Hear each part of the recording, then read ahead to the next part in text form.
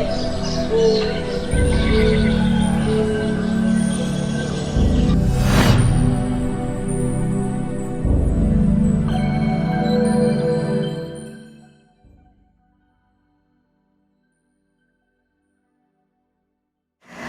everyone, my name is Sarah, and today we have with me Dr. Zaki Sadiq.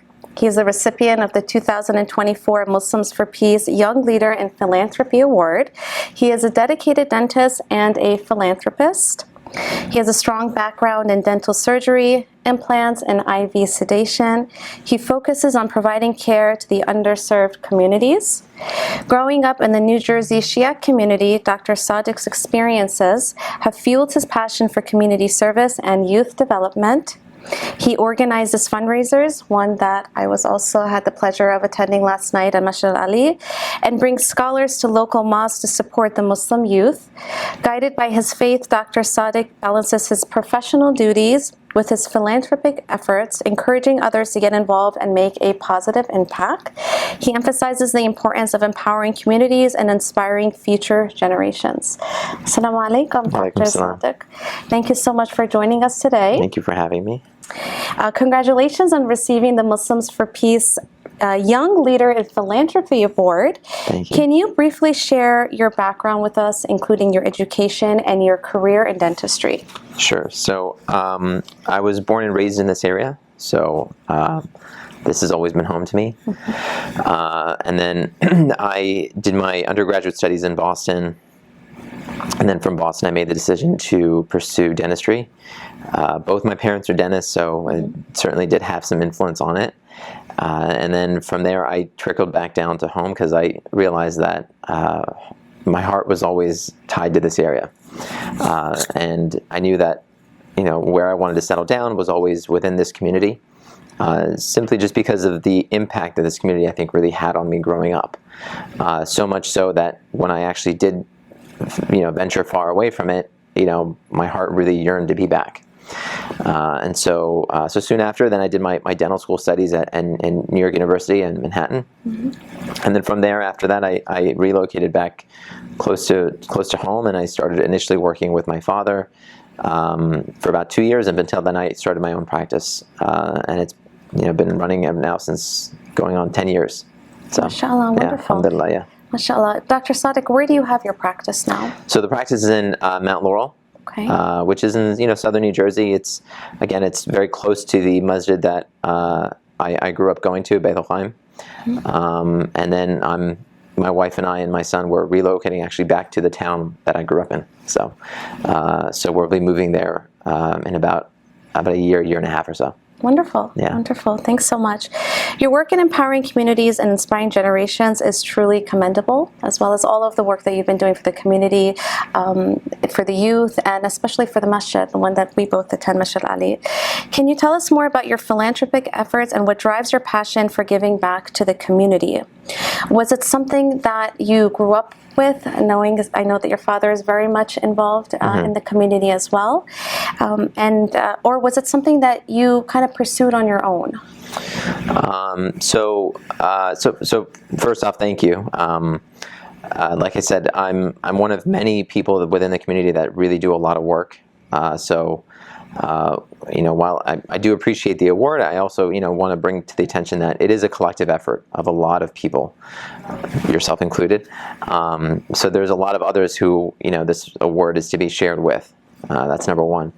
But then to answer your question, yes, you know, definitely it was something that I grew up in my house constantly with. Starting with my father. So my father was always something that stressed charity and really kind of brought to our attention just a greater vision of what our purpose in this world is. And that was always the foundation of it. So even growing up, as I would venture off and, you know, think that, you know, my interests were somewhere else, or you know, in pursuing more, you know, material gains, watching my father and seeing what, you know, what was happening at my own home, really, you know, pulled me back in.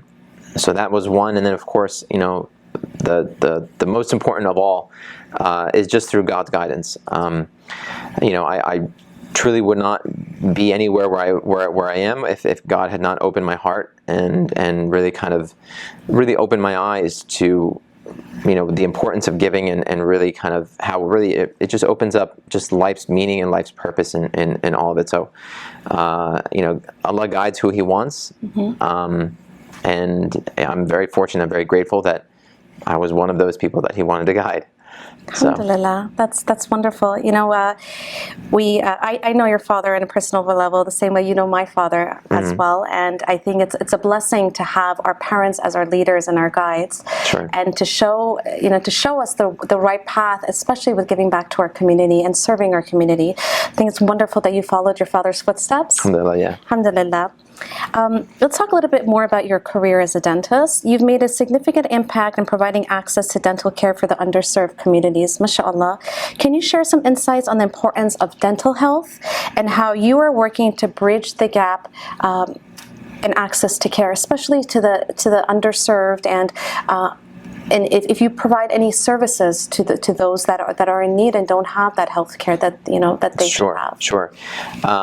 So when I pursued dentistry, I always wanted to find some niche that kind of made me stand out.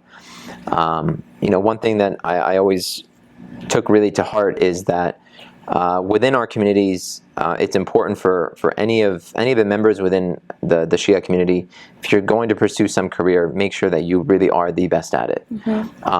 You should have that fire in your stomach that I'm going to stand out, not just amongst my own community, but amongst the entire population here in this country, so that you serve as a role model on a professional level to Muslims and non-Muslims. So I really kind of found a way to make myself stand out, and that was through pursuing a lot of continuing education when I graduated, and to do something different. And that difference was to provide IV sedation, or basically sleep dentistry. So for a lot of patients that have a phobia, it really bridges that gap. And I didn't realize how big that gap was until I actually started providing the service of there's so many people out there that just don't go to the dentist at all, that don't that neglect care. And then when I was doing IV sedation, because it becomes so much more than just dentistry, you're really involved in the patient's health, their overall systemic health, because when you're putting somebody to sleep, you need to know all the medications. You now become a full-on physician of their body, in addition to their mouth. And so when I started seeing a lot of that, and I started kind of taking control of a lot of that stuff, I really started to see just the need of really these patients that are neglecting not just their dental care, but then their own bodies. And we are the people that are the first to see that. So as kind of like the captain of that ship, we have to steer people into the right direction to take care of themselves and to take care of their oral health. So. Wonderful. Now, do you provide any type of workshops or services for, let's say, our masjid community, our Muslim community? I do. So what I did start out with was working with IMI. So my father was very involved with IMI, so I credit him to kind of guiding me into that role. Would you explain to us what IMI is to our viewers? Yes. So IMI stands for Imamiya Medics. It is a group of physicians, and also there's a lawyer on the board as well. But it's a group of physicians that are in charge of really providing care and care facilities to underserved communities, not just here but also abroad. So they do a lot of mission trips to Iraq, to Iran, to India. It's a wonderful organization that was really pioneered by the likes of marhum Sayyid Barkat Jafri, Sayyid Waji Rizvi, my father. So a lot of credit goes to these guys who really were the people that came to this country, founded these organizations, and literally kind of handed them to my generation on a silver platter. So alhamdulillah, we're very grateful for them for really providing these sources for us, and this kind of source of barakah and thawab that we get to enjoy. So, alhamdulillah, alhamdulillah. That's wonderful. As somebody who's grown up in this community, I know this New Jersey is your home state. What do you see to be the most pressing issues facing the Muslim youth today? That's an excellent question. So, of course, there are a lot of conflicting messages that are happening within within our youth communities, especially with what's being kind of shelled out on social media. And so it's really important for us to help to protect the growing community right now, to guide them and to really kind of steer them on the right path, and give them a sense of solid Muslim identity, and to also maintain that identity while they're also pursuing a career. Because growing in a non-Muslim country, of course, you take a job and certain pressures might be upon you to go beyond the bounds of what your religion tells you, and it's our job to help to strengthen that foundation for them, so that their identity is not shaken up, their identity maintains firm, but at the same time they don't feel like they're missing out on the career goals that that they're aspiring to. So how do you balance your professional responsibilities and your responsibilities as an advocate and your responsibilities at home, being a father of a year-and-a-half-year-old? And I could tell you, attest to that I'm sure he keeps your hands full. Yeah. So how do you balance all of that? I have a very patient wife. There you go. I have a very loving and a patient wife. She, again, is the backbone to a lot of my success, and I will say that a lot of my success actually happened after I got married. So it is a true testament to the youth out there. Do get married, take that decision seriously. It's a wonderful thing, and do it early. It's one of those things that it just really makes life incredible. So take that decision seriously. And a loving wife and a loving spouse really can enhance your ability to make an even better impact on this world, because it's a partnership, and it's a partnership. It's a gift from God. So, it's really just Allah's blessing, and I don't know how I balance it, but alhamdulillah I do. And again, I said we have a loving, a very great community. So it's not just myself; it's a community that really takes charge and does equal parts, and everybody works together. So it's a community effort. Wonderful, wonderful. So looking back on your journey so far, what piece of advice would you give to the younger Zaki? That I grew up with. Yeah. My gosh. I mean, there's a number of things. So many of the things that I thought that I wanted growing up when I was in my 20s, of material success. When I attained that success, I realized that wasn't the goal. And looking back, I actually realized that it was actually the journey that molded me into the person who I am today that was the goal in and of itself. So although I lamented about the sacrifices back then, looking back on it, it's those sacrifices that made me the person who I am today. And those goals that I attained, when I attained them, I realized that they were nothing.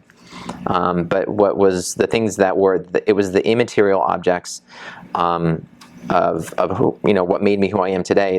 Those are the everlasting rewards that just continue to keep reaping and reaping and reaping. So, so I guess stay the course, keep your faith, do namaz on time.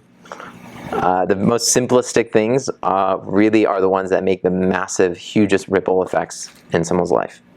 So I love that. Stay the course, keep the faith, and do your namaz on time. Yeah, that one's huge. Do your namaz on time. Yes, take your salat very seriously. That's wonderful. And give back, right? What yes, you've been doing. Of course. Give back. It all, yes. It's your Sadaqa Jariyah, right? Give back to 100%. the community. It's your Sadaqa Jariyah. 100%. I have never, every single time I have, done a significant philanthropic action, I cannot begin to tell you. It's the promise of God. It says it multiple times in the Quran. It has never failed. Not once, not once, not once, not once. Alhamdulillah. So, Alhamdulillah. Thank you so much, Dr. No, Sadiq. thank you. And may Allah continue to give barakah in your life. Inshallah. May He continue to give rizq in your life. Thank you very much. I know personally you have done so much for our community, you and your father. May Allah keep on blessing both of you. And thank you so much for being part of our podcast. Thank you very much. And congratulations again.